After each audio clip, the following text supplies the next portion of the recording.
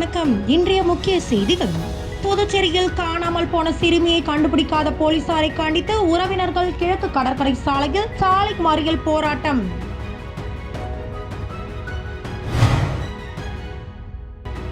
புதுச்சேரியில் இன்று துவங்கிய +1 பொதுத் தேர்வில் 2000 மாணவ மாணவிகள் முதல் பிரெஞ்சு பாடமாக முக்கியத்துவம் கொடுத்து தேர்வு எழுதியுள்ளனர்.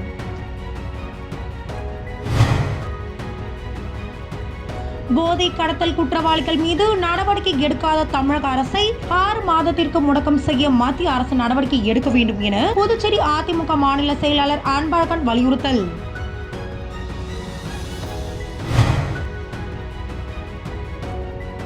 புதுச்சேரி சுற்றுலாத்துறை சார்பில் பாடகர் மனோ பங்கேற்ற தில்லானா தில்லானா இசை நிகழ்ச்சி மிக பிரம்மாண்டமாக நடைபெற்றது.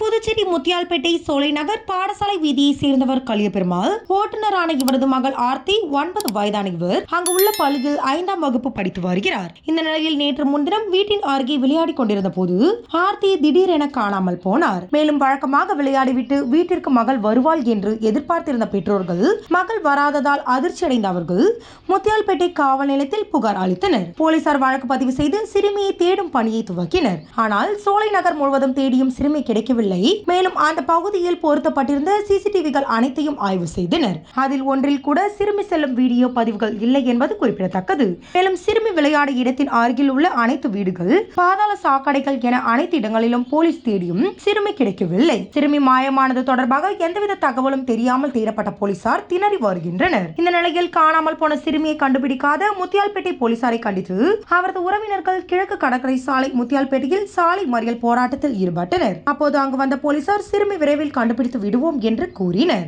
ஆனால் இதனை ஏற்க மறுத்த உறவினர்கள் போலீசாருடன் வாக்குவாதத்தில் ஈடுபட்டதால் பரபரப்பு ஏற்பட்டது.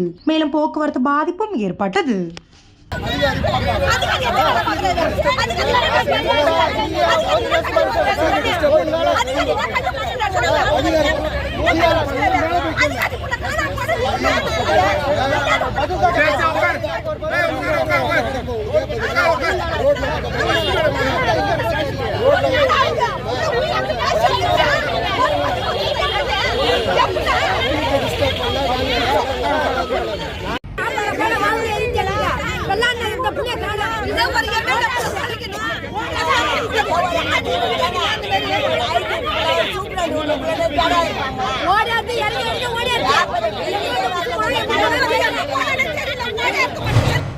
புதுச்சேரியில் இன்று துவங்கிய +1 பொதுத் தேர்வில் 2000 மாணவ மாணவிகள் முதல் பிரெஞ்சு பாடமாக முக்கியத்துவம் கொடுத்து தேர்வு எழுதியுள்ளனர். இன்று நடந்த பிரெஞ்சு பாடம் கேள்வித்தாள் மிக எளிமையாக இருப்பதாக மாணவர்கள் தெரிவித்துள்ளனர். ஆனால் தமிழ் முதல் பாடமாக எடுத்த மாணவர்கள் சற்று கடினமாக இருப்பதாக தெரிவித்தனர். புதுச்சேரி மாநிலம் முழுவதும் உள்ள அரசு பள்ளிகள் CBSE பள்ளிகளாக மாற்றப்பட்டுள்ளது. 20, 23, 24ஆம் கல்வியாண்டில் 10, 12 வகுப்புகளை தவிர்த்து மற்ற அனைத்து வகுப்பு மாணவர்களுக்கு CBSE பாடத்திட்டத்தில் கீழ் படித்து வருகின்றனர். இதனால் அரசு பள்ளிகளில் பயிலும் +1 மாணவர்களுக்கு தேர்வு வருகின்ற 13ஆம் தேதி துவங்கி 23ஆம் தேதி வரை நடைபெறுகிறது. புதுச்சேரியில் 31 மையங்களில் ஆண்கள் 3673, பெண்கள் என 3315 என மொத்தம் 6966 மாணவர்களும், காரைக்காலில் 9 மையங்களில் ஆண்கள் 245, பெண்கள் 396 தேர்வு எழுகின்றனர். இதனால் புதுச்சேரி காரைக்கால் பகுதியில் +1 பொதுத் தேர்வு மொத்தம் 6899 மாணவிகள் மட்டும் தேர்வு எழுதினார்கள். இதில் முதல் பாடமாக பிரெஞ்சு பாடமாக எடுத்த 2000 மாணவ மாணவிகள் பொதுத் தேர்வு இன்று எழுதினர். கேள்வித்தாள் மிகவும் எளிமையாக இருந்ததாக மாணவர்கள் தெரிவித்தனர். தாய்மொழி தமிழ் பாடத்தை எடுத்த 4966 அவர்களுக்கு கேள்வித்தாள் சற்று கடுமையாக இருந்ததாக தெரிவித்துள்ளனர். தமிழகத்தில் போதைப் பொருள் விற்பனையை தடுக்காத விடியா திமுக அரசை கண்டித்து புதுச்சேரி அதிமுக சார்பில் கண்டன ஆர்ப்பாட்டம் அண்ணா சிலை அருகே நடைபெற்றது. மாநில செயலாளர் அன்பழகன் தலைமையில் நடைபெற்ற ஆர்ப்பாட்டத்தில் 300க்கும் மேற்பட்ட அதிமுகவினர் கலந்து கொண்டு தமிழக அரசை கண்டித்து கண்டன கோஷங்களை எழுப்பினர். அதனைத் தொடர்ந்து செய்தியாளர்களிடம் பேசிய அன்பழகன், தமிழகம் முழுவதும் ஆட்சியாளர்கள் துணையோடு விதவிதமான போதைப் பொருள் விற்பனைக்கு தங்கு தடையின்றி நடந்து வருவதாகவும், இதனால் லட்சக்கணக்கான அப்பாவி மாணவ மாணவிகள் போதை பழக்கத்திற்கு அடிமையாகி உள்ளதாகவும் காரணமாகவும் ஒட்டுமொத்த தமிழகமும் போதைப்பொருள் விற்பனை கேந்திரமாக மாறப்பட்டுள்ளது என குற்றம் சாட்டினர். மேலும் போதை கடத்தல் குற்றவாளிகள் மீது நடவடிக்கை எடுக்காமல் ஆதரவாக இருக்கும் தமிழக அரசை 6 மாதத்திற்கு முடக்கம் செய்ய மத்திய அரசு நடவடிக்கை எடுக்க வேண்டும் என்று வலியுறுத்தினார். தமிழகத்தை போல் புதுச்சேரியிலும் போதைப் பொருட்கள் தங்கு தடையின்றி கிடைப்பதால் மத்திய போதைப் பொருள் தடுப்பு பிரிவினர் நேரடியாக புதுச்சேரியில் சோதனை செய்ய வேண்டும் என்றும் இதுகுறித்து ஆட்சியாளர்கள் போர்க்கால அடிப்படையில் நடவடிக்கை எடுக்க வேண்டும் என்றார். சர்வதேச அளவில் போதைப் பொருள் கடத்துறவன் ஒரு மாபெரும் கடத்தல் மன்ன இந்த ஜாபர் சாதிக்கு அவனை பாதுகாக்க வேண்டிய அவசியம் என்ன?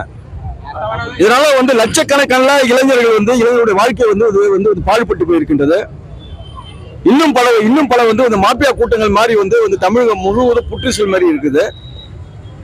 அப்போ இந்த தமிழ்நாடு அரசு ஆட்சி அதிகாரம் தங்களுடைய கையில் இருக்கின்ற என்கின்ற ஒரே மமதியில எதிர்கால இளைஞர்களை பற்றியோ மாணவர்கள் பற்றியோ திராவிட முன்னேற்ற கழகத்திற்கு அக்கறை இல்லை, கவலை இல்லை. எந்த ஒரு மாநிலத்தில் சட்டம் ஒழுங்கு சீர்குலைக்கப்பட்டாலும் மக்கள் பயம் கலந்த பீதியோடு வாழக்கூடிய ஒரு அபாயகரமான ஒரு சூழ்நிலைக்கு தள்ளப்பட்டாலும் மக்களுடைய திட்ட பயணங்கள் மக்களை சென்றட முடியாத ஒரு அசாதாரணமான ஒரு சூழ்நிலை இருந்தாலும் இது போன்ற சர்வதேச அளவில் போதைப் பொருள் கடத்துகின்ற இந்த பேர்வழிகளை கைது செய்ய முடியாமல் ஒரு மாநில அரசாங்கம் இருக்கிறது என்றால் மத்திய அரசாங்கம் தனக்குள்ள அதிகாரத்தை பயன்படுத்தி அந்த அரசை உடனடியாக கலைக்க முன்வர வேண்டும். புதுச்சேரி சுற்றுலாத்துறை லக்ஷ்மண் ஸ்ருதி இசைக்குழுவுடன் இணைந்து பழைய துறைமுக வளாகத்தில் தில்லானா தில்லானா என்ற இசை நிகழ்ச்சியை நடத்தியது.